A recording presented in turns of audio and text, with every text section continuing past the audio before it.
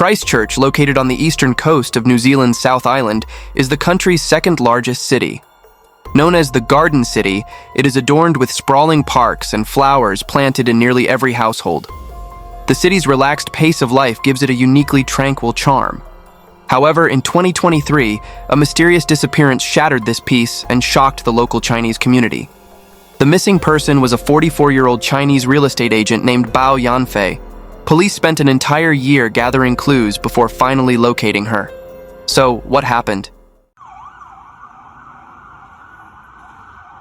Yanfei was born on July 8, 1979 in Zhejiang, China. Before emigrating to New Zealand, she worked as a lecturer at Hubei Normal University and Wuhan Donghu University. Fluent in multiple languages, she also served as an interpreter for the National Railway Bureau. She had a daughter, Momo, with her ex-husband, Kai Tianshu. With a clear plan for her future, Yanfei left her daughter in the care of her ex-husband and moved to New Zealand alone in 2017 to pursue her education. She successfully earned a master's degree in English language and a postgraduate certificate in business administration from the University of Canterbury. At this point, a promising future lay ahead of her. Before becoming a real estate agent, Yanfei worked at New Zealand's largest IT retail company after graduating. With her professional and friendly approach to customer service, she frequently topped the company's sales performance charts. Her rich sales experience and strong academic foundation paved the way for her transition to the real estate industry. Whether in communication, networking, or negotiation, Yanfei excelled in all aspects. Her dedication and hard work helped her consistently close deals and match clients with their dream homes. As her career flourished, Yanfei also found a second chance at love. She began dating her boyfriend, Paul, and their relationship was steady and admired by many. Soon after, she brought her daughter to New Zealand, and the three enjoyed a happy life together for 5 years. However, what should have been a picture-perfect life took an unexpected turn in 2023. July 19, 2023, was supposed to be just another ordinary Wednesday. Early that morning, Paul said goodbye to Bao Yanfei, who was still sleeping, and went to work. He didn't inquire about her plans for the day, knowing that her real estate job often required client meetings, which she loved. The two didn't communicate throughout the day. Near the end of his workday, Paul texted Yanfei to let her know he would go to the gym before heading home. However, while still at the gym, Paul received a call from the after-school care center where their daughter, Momo, attended. The center informed him that no one had come to pick up Momo. Paul immediately sensed something was wrong. Yanfei typically drove the family's only car and always picked up their daughter on time, never leaving her waiting at the center for long. He rushed home, where neighbors told him that a teacher from the after-school center had come to knock on their door, found no one home, and taken 9-year-old Momo to the police station. After confirming that Momo was safe, Paul looked around the house and noticed something unusual. Yanfei would usually come home for lunch and place her dishes in the dishwasher, but the dishwasher was completely empty. This indicated that she hadn't even returned home for lunch, a highly unusual occurrence. Paul went to the police station to pick up his daughter and reported that he was unable to reach his girlfriend, fearing something had happened to her. However, the police noted that Yanfei's phone was still active and suggested she might simply be busy with work. They advised him to return the next day if he still couldn't contact her. Paul's instincts told him he couldn't wait. He called Wani, Yanfei's close friend and former colleague. After learning that Wani also had no information on Yanfei's whereabouts, Paul contacted other friends to ask if anyone had seen her. That evening, Wani and several friends gathered at Yanfei's house, repeatedly trying to contact her but without success. Her colleagues reported that Yanfei had mentioned taking a client to view a house that morning, but no one had been able to reach her since then. By 10 p.m., unable to wait any longer, Paul officially reported Yanfei missing. With no contact from Yanfei, the police immediately began searching for clues. The investigation started with her silver Nissan, license plate PKT556, which became a key lead in the case. Shortly after news of her disappearance was shared, a man named Jason provided a tip to the police. He reported seeing a silver Nissan driving erratically near Wigram around 7 p.m.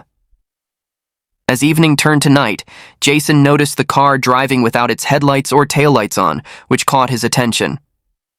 He described the car's movements as strange, swerving on the road, but due to the darkness, he couldn't make out the license plate or identify the driver or passengers. This lead prompted intensified police efforts. At 10:45 p.m. that night, Yanfei's car was located on Iroquois Road, in the Wigram suburb of Christchurch.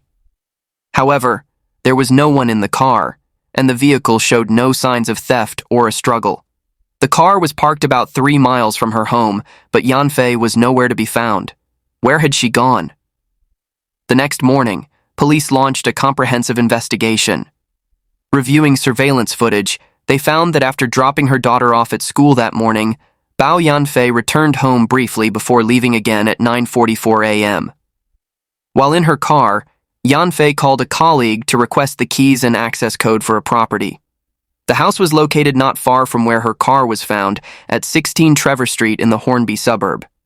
This house, situated on a quiet street, featured 3 bedrooms and covered 6,588 square feet with spacious and bright interiors.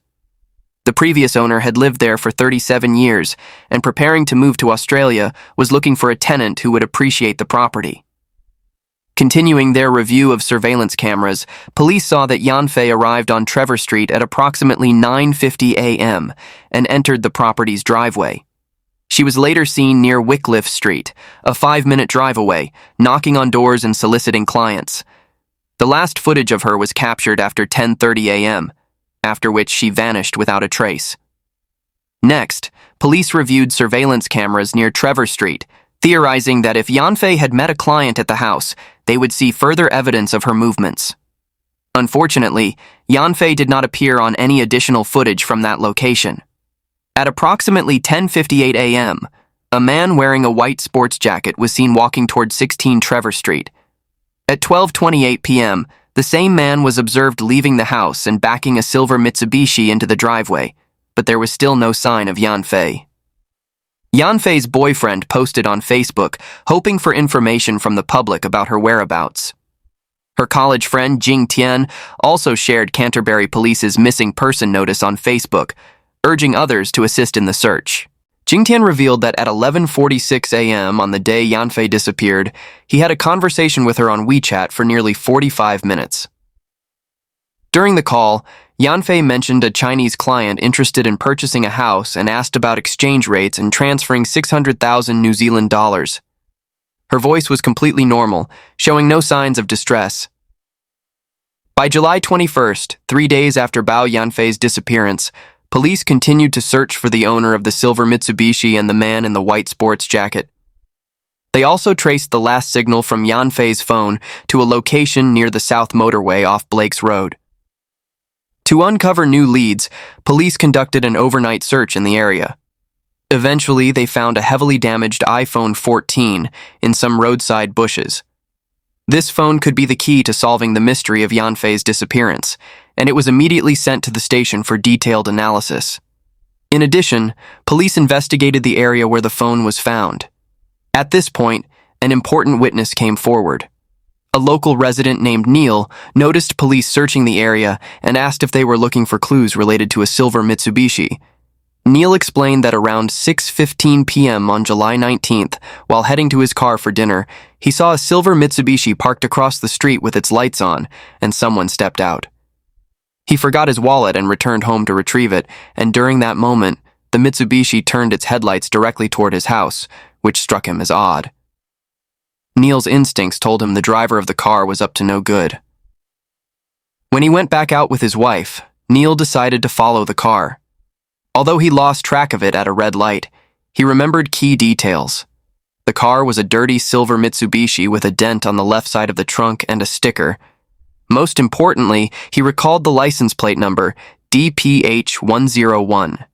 This information proved invaluable to the police.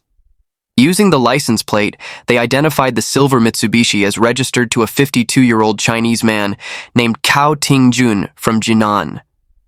The registered address was on Ensley Street in the Brindubur suburb of Christchurch. Investigating further, police discovered the house on Ensley Street belonged to Cow's brother-in-law. Coincidentally, this was the same house Yanfei had brokered a sale for just months earlier. Additionally, before moving to the Ensley address, Cao had lived on Iroquois Road, where Yanfei's car was found. Further investigation revealed a strong correlation between Cao's movements and the location and timing of Yanfei's phone's final signal. Police found that after leaving Trevor Street at around 12:30 p.m. on July 19th, Cao drove around the area for a while before leaving Hornby and heading south toward Tai Tapu. Notably, Cao stopped in Tai Tapu for about 40 minutes. During the same time frame, Yanfei's phone signal was also recorded in that area. This chain of coincidences firmly placed Cao Tingjun on the suspect list, making him the primary suspect in Yanfei's disappearance.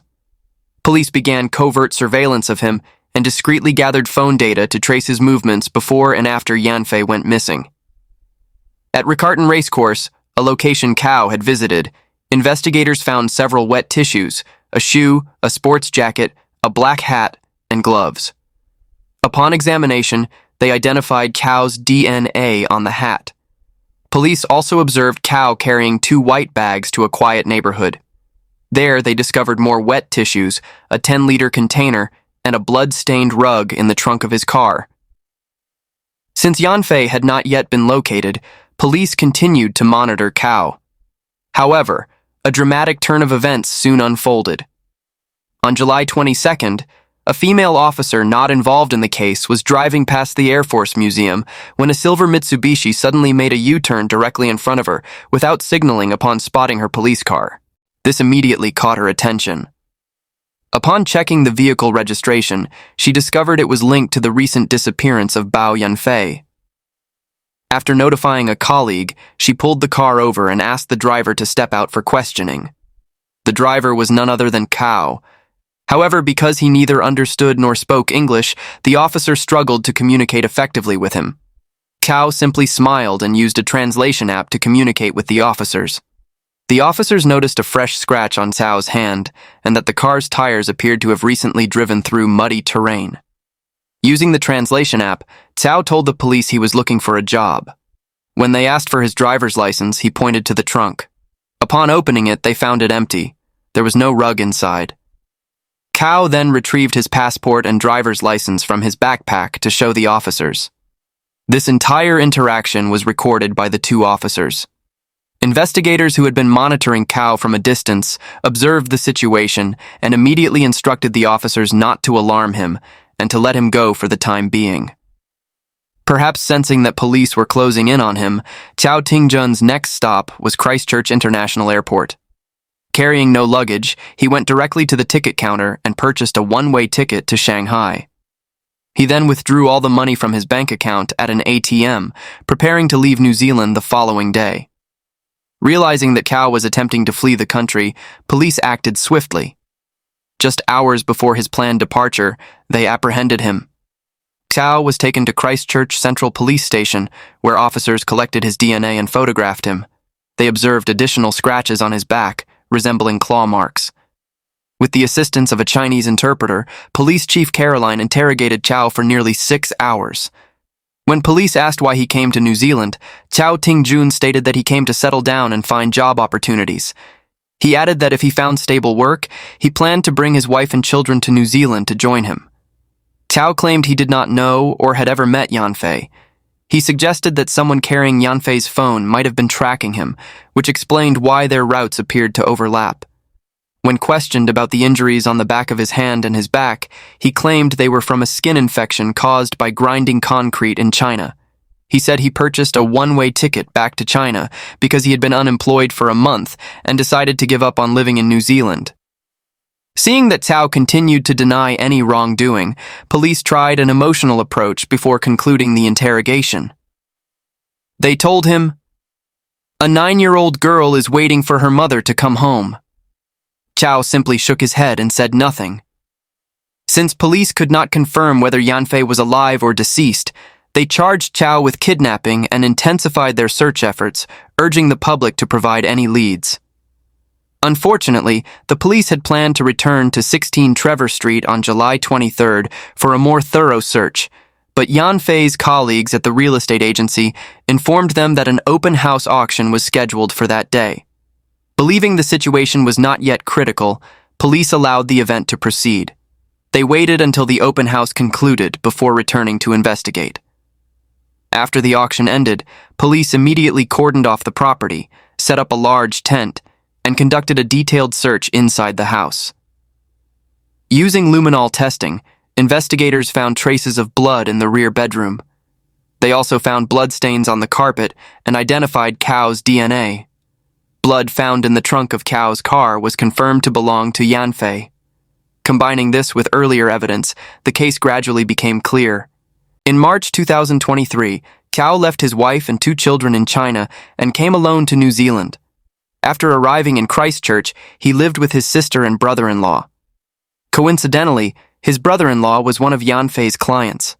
At one point, when his brother-in-law needed to return to China, he asked Cao to meet Yanfei and handle a house payment on his behalf. During this interaction, Cao became infatuated with Yanfei and began to pursue her aggressively. Yanfei made it clear that she was not single and rejected his advances. Undeterred, Cao claimed he wanted to purchase a house and offered a deposit of 10,000 New Zealand dollars. As a dedicated professional, Yanfei maintained contact with Cao as a client. Seeing that Cao was new to the country, unable to speak English, and struggling with job interviews, Yanfei kindly helped him look for new opportunities.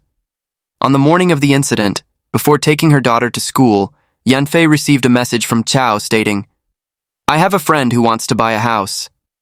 She replied that she had several properties available in the city and asked about his friend's requirements. Cao responded that his friend wanted a well-located house priced at approximately 650,000 New Zealand dollars. They arranged to meet at the real estate office on Trevor Street, which explained Yanfei's movements on the morning of her disappearance. At noon on July 19, 2023, Cao met Yanfei at 16 Trevor Street. In a video recovered from Yanfei's phone, Cao could be heard saying, "You've kept me waiting too long." He lured Yanfei into the house and then attacked her with a knife. After severely injuring her, he dragged her out of the house and placed her in the trunk of his car. After leaving Trevor Street, Cao drove to Taitapu, where he murdered Yanfei. Later that evening, he stopped at an accessory shop in New Brighton to purchase supplies. Cao Tingjun did not speak English and relied on gestures to communicate with the store owner about what he wanted to buy. Eventually, using a translation app, the owner understood that Cao was looking for a shovel. After purchasing the shovel, Cao buried Yanfei's body in a shallow grave beneath a tree on a remote farm. The area was secluded and densely covered with vegetation, making it difficult to detect unless searched thoroughly. Additionally, a witness reported seeing Cao washing his car on the roadside. Acting on this tip, police used a metal detector in the area and found a small, rusted knife. DNA analysis confirmed that the blood on the knife belonged to Yanfei. On October 21, 2024, the case was officially brought to trial. The jury, composed of 6 men and 6 women, was presided over by Judge Lisa Preston at the Christchurch High Court. Initially, Cao pleaded not guilty and was represented by 2 defense attorneys. However, 2 weeks into the trial, he dismissed his lawyers and chose to represent himself. Since he did not speak English, Cao defended himself in Mandarin, with a professional interpreter translating into English. Cao's behavior in court frustrated many. He frequently gave irrelevant answers, interrupted the prosecutor, tore up documents, and generally disrupted the proceedings, leaving Judge Lisa exasperated. Throughout the trial, the judge repeatedly asked the jury to leave the courtroom and paused the proceedings to instruct Cao on proper courtroom conduct.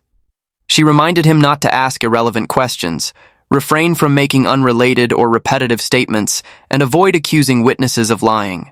Despite facing overwhelming evidence and testimony, Cao continued to make excuses. He admitted to arranging a meeting with Yanfei on the day of her disappearance, but claimed they never met. He further alleged that he encountered someone named Tang, who admired his car and allowed this person to take the car for a drive. Cao claimed he lent Tang his shoes, left his phone in the car, and communicated with Tang via a walkie-talkie. These claims directly contradicted his initial statements during police questioning in 2023, where he had stated he was alone in the car and always carried his phone. This made it clear that the so-called Tang was a fabrication. Police also recovered a deleted photo from Cao's phone. The image, taken at 4:44 p.m. on the day of the crime, showed a partially naked female body, bound at the wrists, covered in blood, and lying in the trunk of a car. This evidence suggested that the case was not only a homicide, but also involved sexual violence. Cao denied taking the photo, accusing investigators of fabricating it to frame him. However, when Yanfei's boyfriend was asked in court about her abdominal features, he revealed that Yanfei had a clear cesarean scar from giving birth. This detail matched the woman in the photo, leaving Cao with no defense. The trial lasted nearly 7 weeks at the Christchurch High Court. On December 4th, despite not locating the shovel used to bury Yanfei, the jury took less than 2 hours to reach a verdict. Cao was found guilty of Yanfei's murder. When the interpreter relayed the verdict to Cao, he remained silent, standing in the dock with his hands cuffed behind him, staring straight ahead.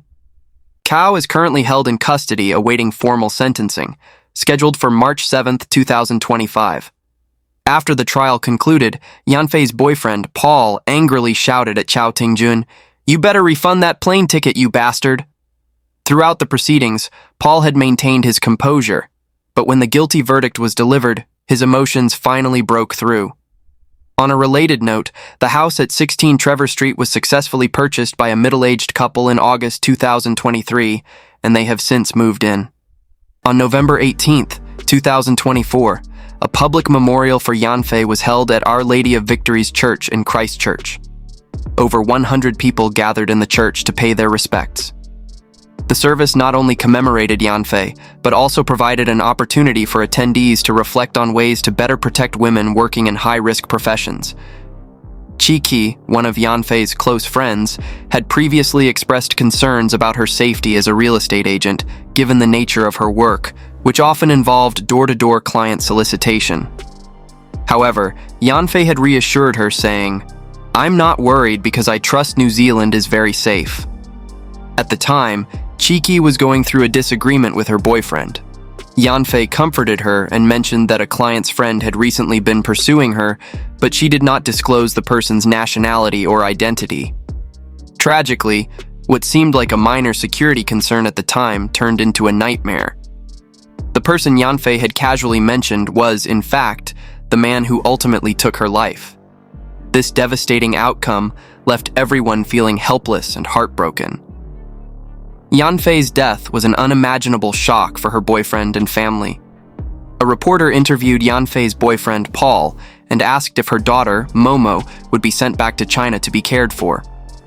Paul replied, "For now, I plan to take care of Momo, and the school is providing her with counseling, but what the future holds is uncertain. I just hope we can overcome this grief, and the perpetrator will face the punishment he deserves." With that, today's story comes to an end. Let this serve as a reminder to always stay vigilant and prioritize your safety. Thank you for watching, and we'll see you in the next episode.